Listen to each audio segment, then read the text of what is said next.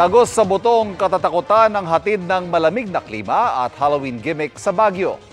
At live mula roon nakatutok si Jasmine Gabriel Galban ng GMA Regional TV 1 North Central Luzon. Jasmine?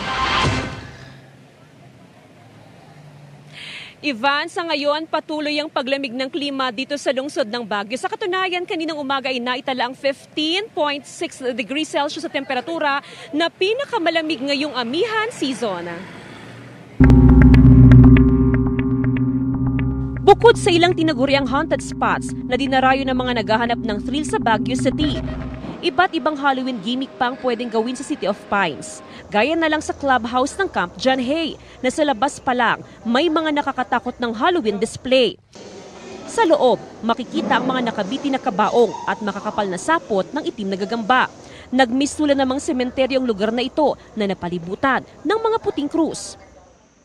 Pero, sementeryo ring matagal ng atraksyon din sa kampo ang Cemetery of Negativism.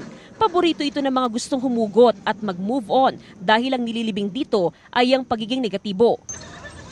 Kahit undas, dagsa pa rin ang mga namamasyal sa Baguio, gaya ng pamilya Bautista mula sa Bulacan at pamilya Callejo mula sa La Union. Maganda din yung nature sa malamig. Bawas ang stress. Gusto lang po namin parang makapagbakasyon po habang mahaba pa po yung bakasyon. Pwede ring mamili ng mga bulaklak dahil 24 oras na ang bentahan niyan dito. Mahal na rin dahil sa kukonting supply. Pero bukas, na mismong araw ng undas, wala na raw aasahan pang pagtaas sa presyo ng bulaklak. Pagpunta ko ng hapon, tumaas ng 200, 230 isang dosena. Kasi yung bagyong Igay. Kaya kukunti ang supply ngayon, ma'am. Yung iba, dahil kulang nga yung araw, hindi gaanong bumubuka.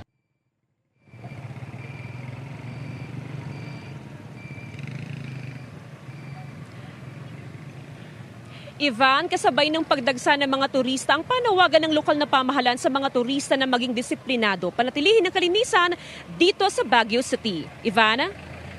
Maraming salamat, Jasmine Gabriel Galban ng GMA Regional TV 1 North Central Luzon.